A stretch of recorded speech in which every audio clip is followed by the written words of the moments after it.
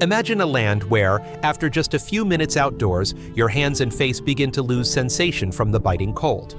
A remote village where winters frequently drop below 50 degrees Celsius, and where the record for coldest temperature has been 71.2 degrees Celsius.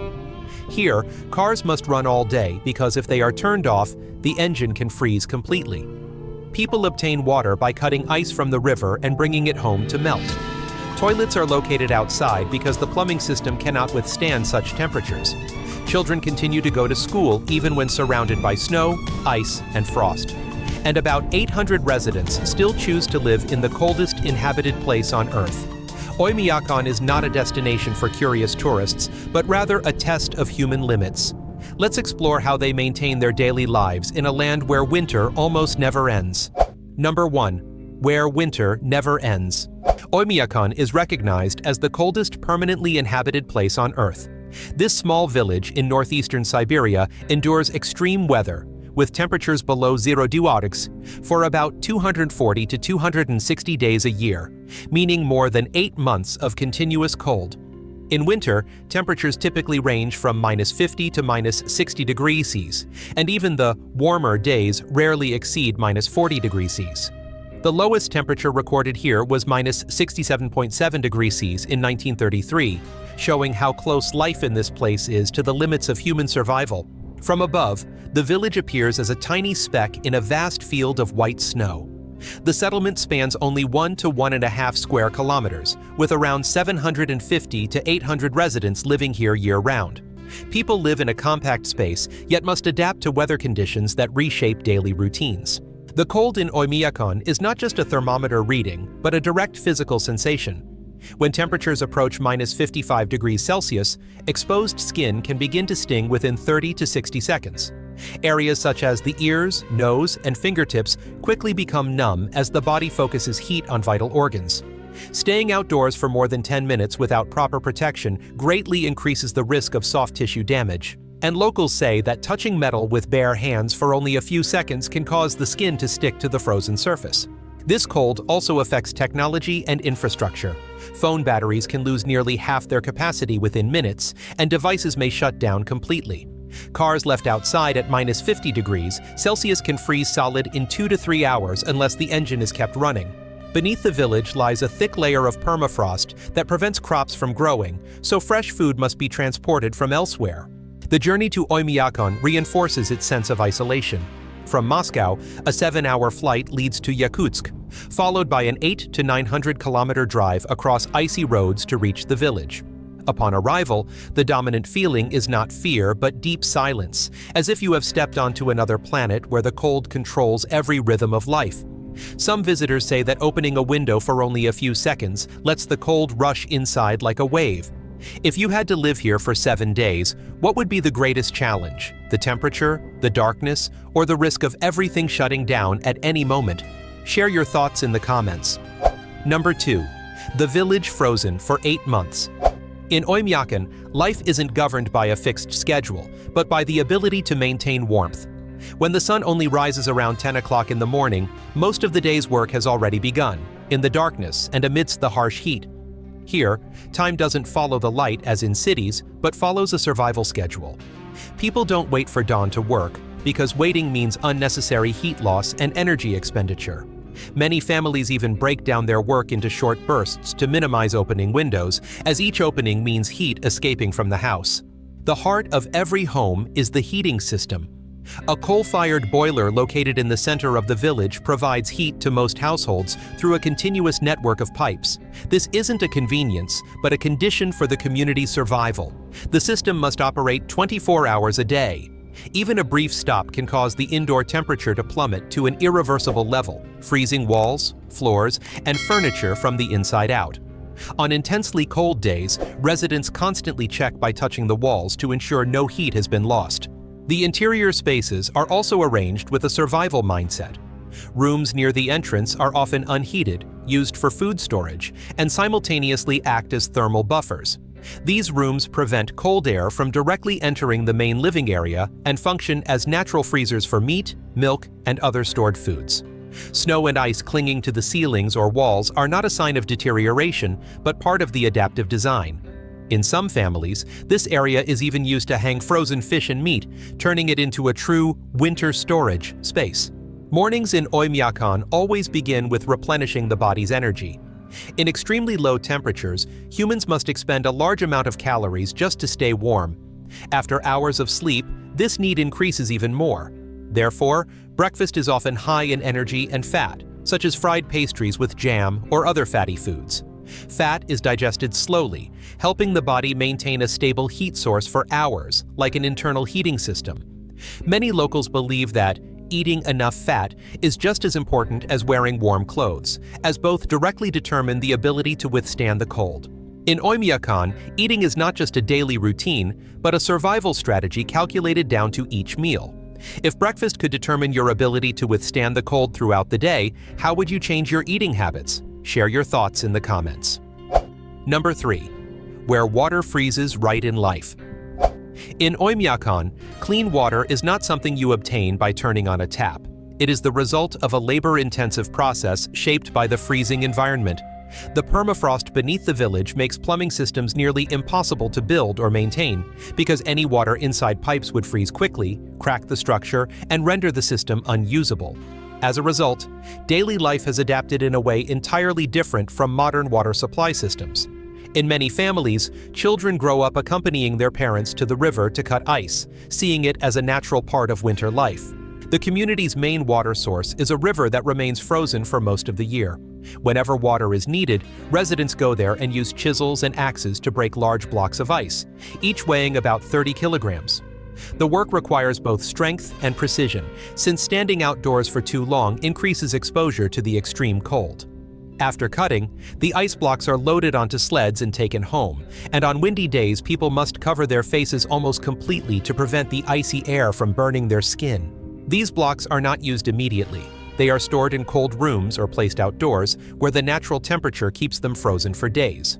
Before use, the outer layer is scraped away because it may be contaminated during transport or through contact with gloves and shoes. Only the inner ice is considered clean enough for household use, and some families also filter the melted water through cloth bags to remove remaining particles. When water is needed, a block of ice is brought indoors and placed in a large container to melt gradually. This process can take hours before there is enough water for basic needs such as drinking, cooking, or washing hands.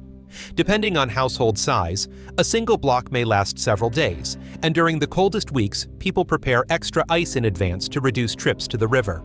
This cycle continues throughout the year, since winter dominates Oymyakon and summer lasts only about 3 short months. Water is therefore treated as a carefully managed resource, never something to waste. If every glass of water required this much effort and time, how would it change the way you use water in daily life? Share your thoughts in the comments. Number 4. Where personal hygiene becomes a challenge. In Oymyakon, personal hygiene is not a common amenity, but a daily survival challenge. In the permafrost, building a water supply and drainage system is nearly impossible, so most homes lack toilets or bathrooms inside. Instead, they erect small tents in their yards, airtight enough to protect from the wind but without heating. There are no pipes, no modern toilets, and certainly no privacy or comfort like city life. Some families even place makeshift wooden floors inside their tents to avoid direct contact with the icy ground. Each need to use the restroom requires prior preparation. People dress in multiple layers of clothing indoors before venturing outside. The distance of just a few meters between the door and the tent is unsafe in the harsh cold, as even slow movement can lead to frostbite. Therefore, every action must be quick and precise. Many people even plan their travel routes in advance to avoid spending too much time outdoors. The discomfort isn't just about the weather. Constantly leaving warm spaces to face cold winds and darkness creates far greater mental stress than physical exertion. In Oymyakon, personal hygiene is no longer a habitual act, but a task requiring discipline and concentration at all times. Children here are taught from an early age to recognize the signs of frostbite to protect themselves when going out in the cold. Clothing, therefore, plays a vital role. People don't rely on thin, lightweight industrial jackets, but prioritize multiple layers of thermal clothing, combined with thick fur coats and well-insulated leather shoes. The fur retains small air pockets to minimize heat loss, while the outer layer protects against wind and snow, especially useful when going out at night. Some people even wear wool-lined gloves and thick fur masks to protect their faces from the extreme cold. If every trip to the bathroom had to be like stepping into a freezing environment, how long do you think you could adapt? Share your thoughts in the comments. Number 5. Why should you never turn off your car engine? In Oymyakon, vehicles are not simply seen as means of daily transportation, but rather as a mechanical survival system that needs to be constantly maintained. In prolonged sub-zero temperatures, turning off the engine is not a safe practice. On the contrary, it can render the vehicle inoperable within hours. As the engine oil thickens, the battery weakens rapidly, rubber parts harden, and fuel virtually stops flowing through the lines. For this reason, many residents choose to leave their cars running continuously day and night to maintain the temperature of the oil, battery, and the entire fuel system. Families with enclosed garages build this space as a separate protective layer, with thick insulated walls and an independent heating system. The garage is not just a place to store the car, but also a safeguard for the family's mobility during the winter. Some people even place thick sheets of wood or mats under the wheels to prevent the tires from freezing on the cold surface. When a car is forced to stall and freezes, restarting it becomes a skill-intensive process. People have to use hot air blowers to melt the ice around the engine, then cover the engine compartment to retain heat for hours. This process requires patience and experience, because if the heating is uneven, the metal parts, already brittle from the cold, can crack or deform. In some cases, people even have to use jumper cables from another vehicle to provide power for the starting process. Fuel plays a particularly important role. Gasoline-powered cars are more commonly chosen because diesel fuel freezes easily at extremely low temperatures. On icy roads stretching for hundreds of kilometers with very few gas stations, drivers must carefully calculate distance, fuel consumption, and rest stops. A single misstep in preparation can leave a vehicle stranded in the wilderness with no shelter. Some people always carry a spare can of gas and a basic repair kit to cope with emergencies. In Oymyakon, keeping your vehicle ready isn't just about convenience, it's also about maintaining communication, accessing food, and ensuring the safety of your family. If even a single engine failure could lead to the risk of not being able to restart, how would you change your vehicle usage habits? Share your thoughts in the comments. Number 6. Deadly heat shock in deep cold. In Oymyakon, the greatest threat to people comes not only from the extreme cold, but also from the thermal shock the body experiences every time it steps outside. During winter, indoor temperatures are typically kept between 20 and 25 degrees Celsius, while outside temperatures can drop below 50 degrees Celsius. This temperature difference of over 70 or 80 degrees Celsius occurs in just seconds, and for the human body, it's too abrupt for the physiological system to adapt naturally. Some locals even wait a few seconds at the door to allow their bodies to acclimate to the cold air before stepping outside. Upon exposure to the deep cold, the blood vessels in the skin constrict almost immediately to conserve heat for the heart and brain. This prevents blood from circulating evenly to peripheral areas such as the nose, ears, fingers, and toes. After just 1 or 2 minutes, a stinging sensation begins to appear, and about 5 minutes later, the skin surface can become numb, causing a loss of sensation and making it difficult to recognize the extent of the damage. In newcomers, this reaction often occurs more quickly because the body is not yet accustomed to the extreme cold. If exposure is prolonged, the water inside the cells can begin to freeze, breaking down the tissue structure. At that point, the damage becomes difficult to fully recover. The danger is that the pain gradually subsides at this stage, creating the illusion that the body has adapted, while in reality, the tissue is being destroyed from within. That's why locals always check their skin visually instead of relying solely on their senses. Even breathing becomes a challenge. Cold, dry air going straight into the lungs can irritate the respiratory tract, causing those unaccustomed to it to coughing constantly. In extremely low temperatures, warm breath immediately crystallizes into a thin layer of ice that clings to eyelashes, eyebrows, and the area around the mouth. This is not only a characteristic image of Oymyakon, but also a sign that the body is losing heat faster than it can retain it. Some people use a face covering or a thick cloth mask to warm the air before inhaling, helping to reduce pressure on the respiratory system. Number 7. Why do the people of Oymyakon eat so much meat? In Oymyakon, the choice of what to wear and eat isn't based on personal preference, but on concrete numbers. During winter, outside temperatures frequently drop below 50 degrees C, and the cold wind can make the body feel 10 to 15 degrees C lower. Under such conditions, heat loss through the skin increases rapidly if the protective layer isn't effective enough. Animal fur acts as a natural insulator thanks to its fiber structure that traps air pockets. Studies on the material show that the air trapped within the fur reduces heat loss more effectively than synthetic fibers when humidity increases.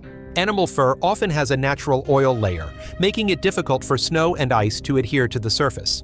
Conversely, synthetic coats can lose 30 to 40% of their heat retention capacity when damp. Meanwhile, fur maintains its insulating properties even with frequent exposure to snow. In environments where winds can reach speeds of over 20 kilometers per hour, this difference directly impacts body protection. Economically, fur and animal hides are sourced from local livestock and animals, thus not relying heavily on long-distance transportation. Imported clothing, on the other hand, must travel thousands of kilometers by road or air. Winter transportation costs can double or triple the original price. The diet in Oymyakon follows the same logic. The permafrost, hundreds of meters thick, inhibits microorganisms from creating fertile soil, making it nearly impossible to grow vegetables locally. Most vegetables must be transported from areas hundreds of kilometers away, significantly increasing their cost. During many winter periods, the price of vegetables can be double that of meat. Conversely, meat from local livestock provides 2,500 to 3,000 kilocalories per day for an adult, which is consistent with the high energy expenditure in the deep freeze environment. In Oymyakon, eating a lot of meat isn't a choice, but rather the body's direct response to the harsh climate. If your diet and clothing were also entirely dictated by temperature and cost, how do you think you would change your lifestyle? Share your thoughts in the comments. Number 8. Children go to school in the coldest place.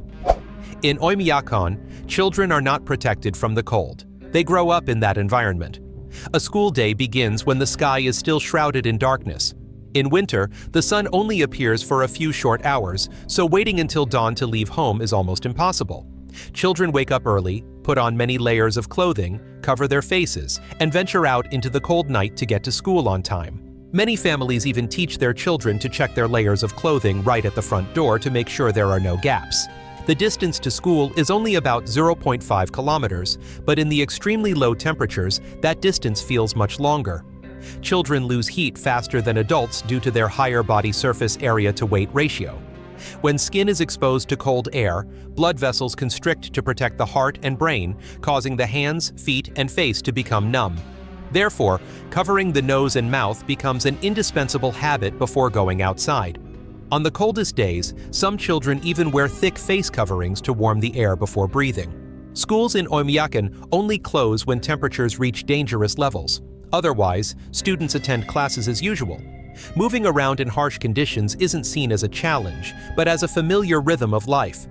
Children learn to listen to their bodies, to recognize when they're starting to lose heat, and to understand when to return to shelter.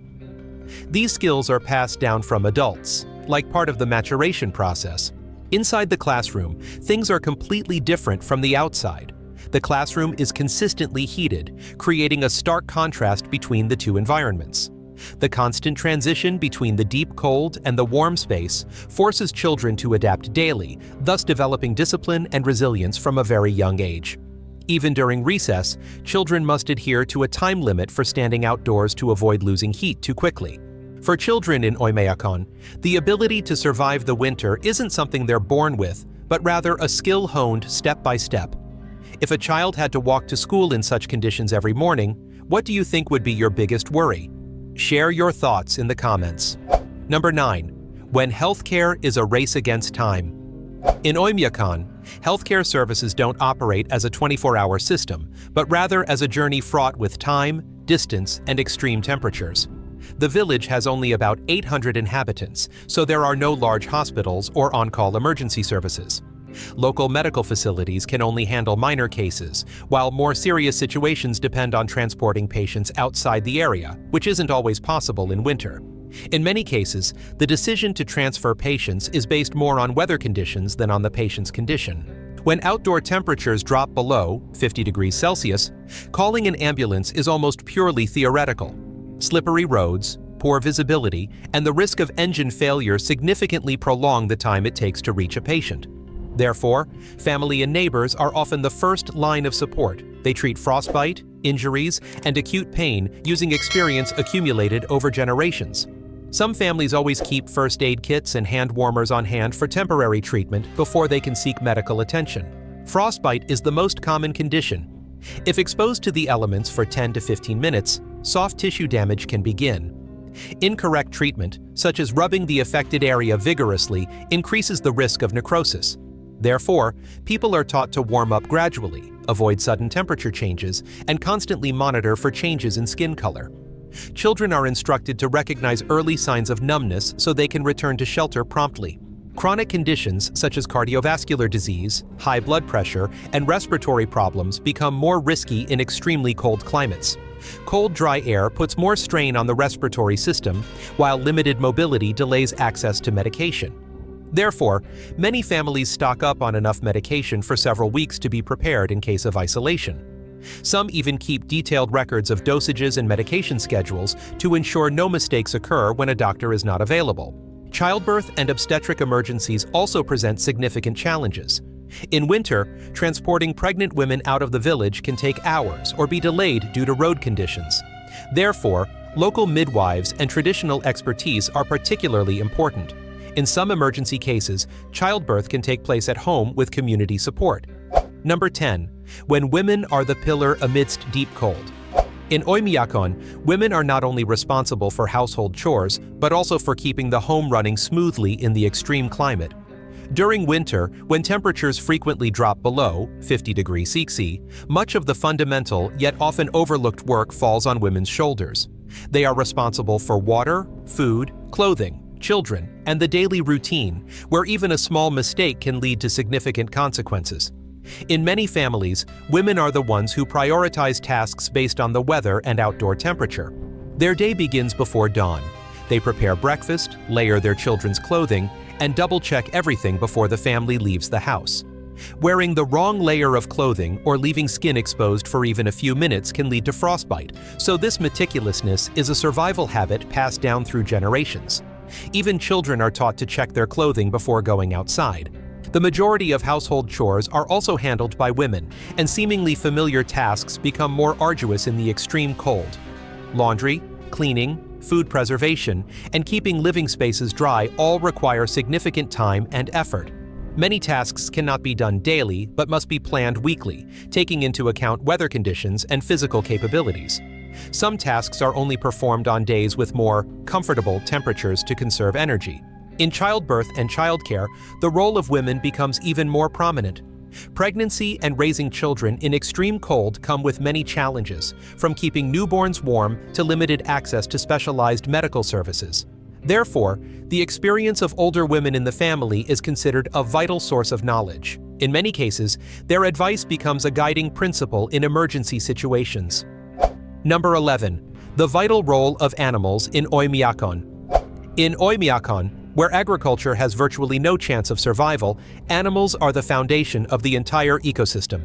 Permafrost prevents crops from growing, as roots cannot penetrate and microorganisms cannot produce organic matter for the soil.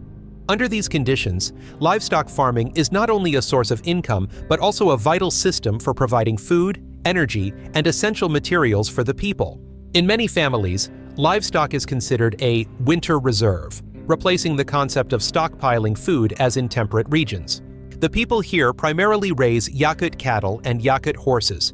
From these animals, they obtain meat, milk, hides, and fur for clothing, shoes, and other warm items. During the long winter months, the loss of livestock can leave a family unable to survive the following cold season. Therefore, protecting livestock is always a top priority. Even in many emergency situations, people are willing to endure hardship to prioritize ensuring food for their livestock. Cattle in Oymyakon require special care. Temperatures frequently drop below 50 degrees Celsius, causing sensitive areas like teeth and udders to easily freeze. People wrap the cattle's teeth in thick cloth to reduce direct contact with the cold air and maintain hygiene while they eat. The barns are built to be enclosed to limit cold drafts, but a water system cannot be installed because all pipes would freeze quickly. Water is usually brought in using insulated buckets or containers instead of a fixed pipe system. Every morning, the cattle are taken to the river to drink in batches. They only stay there for a very short time to minimize heat loss, then return to their shelters. Some sections of the river do not freeze because warmer groundwater mixes in, creating a scarce water source during the winter. These locations are remembered and protected by the locals because they are directly linked to the survival of their livestock. The Yakut horse is the clearest evidence of the adaptability of native animals. This breed can withstand temperatures as low as 70 degrees Celsius without needing a heated stable. Their short stature, thick layer of fat, and dense coat allow them to survive outdoors for days at a time. They also have a habit of foraging for food by digging through the snow to reveal dry grass underneath, reducing the burden of care for humans. In Oymyakon, humans have been able to survive because they coexist with animals that adapted to this land long before the arrival of modern technology. Number 12. The art of ice fishing. In Oymyakon, fishing doesn't take place on the surface of the water, but on the meters-thick ice sheets covering rivers and lakes. With agriculture non-existent and hunting land animals not always guaranteeing food, fish becomes a vital source of nutrition during the long winter. Therefore, ice fishing has become a familiar part of daily life for the people. In many families, fishing schedules are even arranged weekly to ensure a stable food supply. In Yakutia, most of the major rivers and lakes freeze over from November to the end of April. The ice is usually 1.5 to 2 meters thick, strong enough for people and vehicles to travel on it. To access the water below, people use axes, iron picks, or metal spears to break through the ice layer by layer. Choosing the drilling location is not a random act, as a single wrong choice can result in hours spent in the freezing cold without any results. Some fishing spots have been passed down through generations as traditional coordinates on the river. Fishermen often seek out sections of the river where underground currents intersect or familiar locations that have been tested over time. They listen to sounds emanating from beneath the ice to determine its thickness and flow, a skill requiring considerable practical experience. When the fish are pulled from the water, they freeze almost instantly, retaining their shape and freshness. This allows them to be preserved outdoors for extended periods without refrigeration. In Oymyakon, most fish are not cooked. Stroganina, or frozen raw fish sliced thinly and eaten directly, is a common dish among locals. In the limited sunlight throughout the winter, vitamin D and natural fats become particularly important for the body. Cooking can destroy some of these nutrients, while raw fish retains its nutritional value. This dish is also considered a quick source of energy for those who work outdoors. Stroganina is not just a food item, but also a testament to the long-term adaptation of humans to extremely cold environments. If a fishing day is unfavorable, residents can still buy frozen fish at the village market to supplement their food supply. In Oymyakon, fish not only serves the need for food, but also contributes to people's survival throughout the long and harsh winter. Number 13. How do humans hunt for food? Around Oymyakon, only a few land animals survive the long, bitterly cold winter, and hunting them has become a familiar part of daily life. The hunters are usually men in the family, but in many households, older women or young men also participate when needed. This is not a spontaneous activity, but rather a work performed according to a fixed schedule. During winter, hunters usually wake up very early, around 5 or 6 a.m. This is when the temperature is at its lowest, but in return, the snow is harder and more stable, making movement easier and animal tracks more visible. After checking their clothing and equipment, they leave home while it is still dark, aiming to return before the light fades in the afternoon. Wild rabbits are the most hunted species. They move along familiar trails between their shelters and foraging areas. The villagers set wire traps or snares along these paths and check them daily or every other day, depending on the weather. When a rabbit is caught in a trap, the cold quickly immobilizes the animal, making harvesting safer. Foxes appear around the village area and are often hunted for their furs. Traps are placed near droppings or snow digging marks.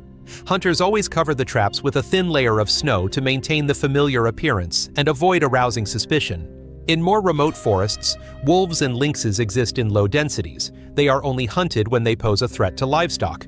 Tracking these animals can take days, requiring hunters to have thorough knowledge of each valley and trail in the area. Deer and stags appear seasonally. Hunters choose narrow passages where the animals are forced to slow down. In Oymyakon, hunting is not a tense chase, but a quiet work, beginning early in the morning and ending before nightfall.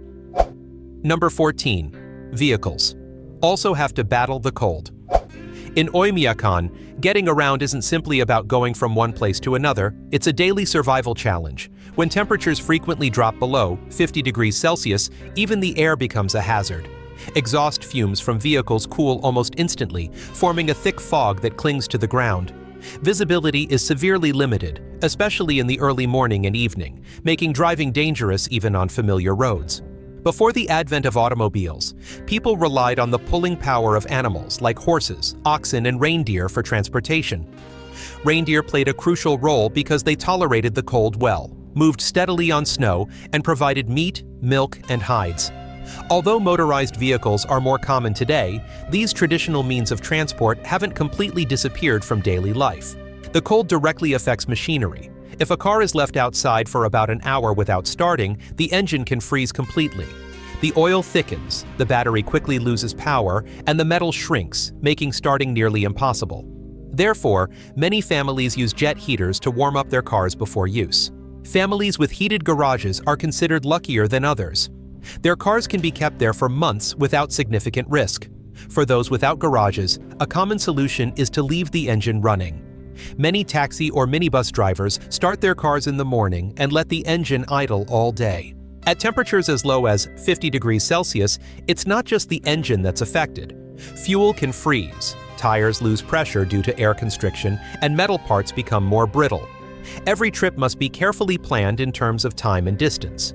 In Oymyakon, transportation doesn't exist for convenience. It exists to ensure people remain connected to the outside world, in an environment where stopping for too long could cause both people and machines to be overwhelmed by the cold. Number 15. Spiritual habits. Inextricably linked to survival. In Oymyakon, spiritual life is not boisterous or ostentatious, but exists quietly and is closely intertwined with daily routines. With the cold lasting almost year-round, people have few choices for modern forms of entertainment. Instead, they maintain inner balance through simple beliefs and familiar spiritual habits. Many families still retain elements of the Yakut people's traditional beliefs, where nature is seen as a living entity. Forests, rivers, wind, and animals all hold special significance. Before going into the forest to hunt or when bringing meat home, some people leave a small portion as a sign of respect. This is not a solemn ritual, but a custom passed down orally through generations. During the long winter, spiritual life mainly takes place within the family space. In the evenings, when outdoor work is finished, everyone gathers around the fireplace. Stories of past winters, old hunts, or deceased loved ones are recounted as a way of remembering and maintaining connections between generations. Children grow up surrounded by these stories, learning to understand their surroundings before venturing into the wider world. Silence is also a natural part of spiritual life. In Oymyakon, silence doesn't create a sense of emptiness. It allows people to focus on their bodies, the weather, and each other. Fewer words mean less conflict in a small community where everyone depends on one another for survival. Winter is devoid of major festivals. When the short summer arrives, gatherings, meals, and conversations become more important than ever. It's a time for people to recharge their spiritual energy for the coming cold season. In Oymyakon, spiritual life is inseparable from survival. It's like an invisible layer of warmth, helping people not only survive harsh weather, but also endure places that seem uninhabitable. In Oymyakon, survival is not achieved by defying nature, but by living in harmony with it. The people of Yakutsk use ancient shamanic wisdom to live according to the laws of the cold instead of fighting against it. Here, even the harshest winters are welcomed with ritual, not with fear. With the belief that nature gives as much as it takes, this is not resistance, but a way of living in harmony with nature. Please like the video and subscribe to the channel for more similar videos.